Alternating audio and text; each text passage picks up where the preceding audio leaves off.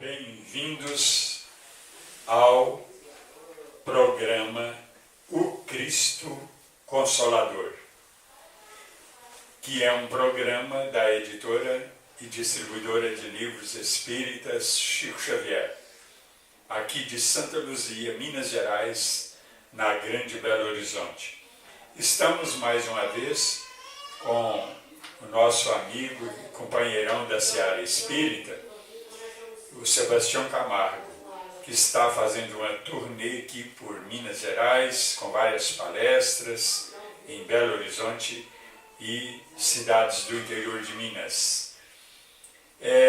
O Sebastião Camargo, ele está lançando um livro aqui pela editora Chico Xavier, e um dos assuntos tratados de maior importância nessa sua obra é a respeito dos elementais.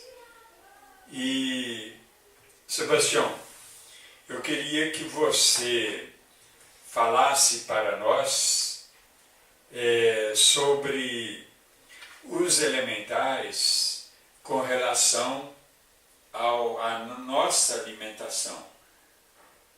Por exemplo, quando nós alimentamos-nos em excesso, quando nós desperdiçamos o alimento, lembrando aqui que quando Jesus fez aquela multiplicação dos pães para alimentar aquela multidão de 5.000 pessoas, só de homens, fora as mulheres e as crianças, lá o texto conclui dizendo que Jesus pediu que eles recolhessem o que sobrou. Quer dizer, dá a entender aí que seria aproveitado esse resto e não jogado fora, desperdiçado.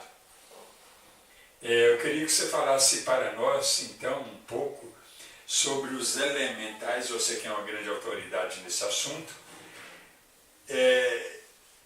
a respeito desse assunto dos elementais com relação aos alimentos, que são muito importantes para a nossa vida. Sem eles não vivemos. Com certeza. O Espírito Ramatiz, na obra Fisiologia da Alma, ele nos lembra que os elementais são a força de coesão dos elementos para a estruturação de todos os reinos da natureza. E eles estão nos alimentos. São eles que organizam os átomos, as moléculas, as células, em todas as frequências de vida que nós recebemos como alimento.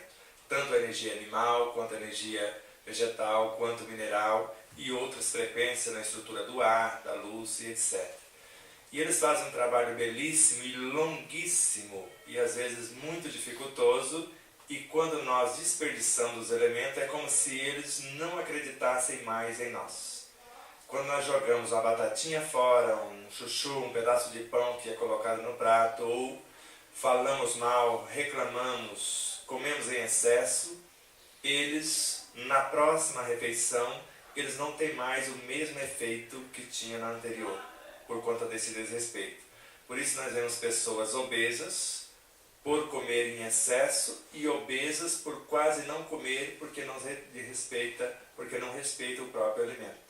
Não sei se você já viu, tem pessoas que eu conheço que comem o mínimo e continuam engordando, porque não respeitou esses elementos nas sequências anteriores. E hoje nós vemos que a alimentação é crucial para a nossa saúde integral.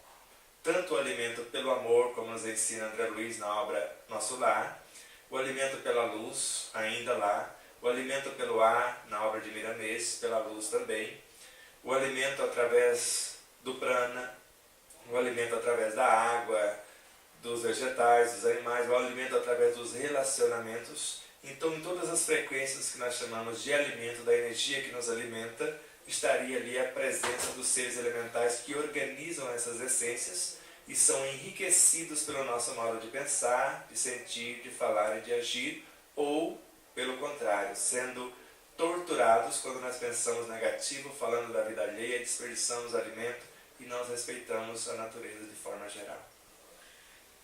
Você está falando aí sobre a alimentação comum, a alimentação material. Mas eles influiriam também, vamos dizer, na nossa alimentação espiritual.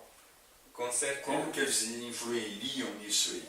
Então vamos lá. Quando nós começamos a pensar, nós sabemos que, em primeiro plano, o alimento do espírito é o pensamento. Ele se alimenta por meio do pensamento.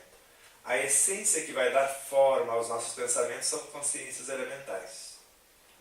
E a partir dali, segundo Leon Denis, nós podemos enriquecer essa energia com a nossa inteligência intelectiva, com a nossa inteligência emotiva ou a nossa inteligência espiritual. E é essa própria energia que, segundo Ramatiz, forma a estrutura do universo perispiritual e do universo biológico também. Então, quando nós enriquecemos pelo modo nobre de pensar, de sentir e mesmo de falar, nós estamos nos alimentando espiritualmente e, por consequência, alimentando os nossos próprios veículos de manifestação.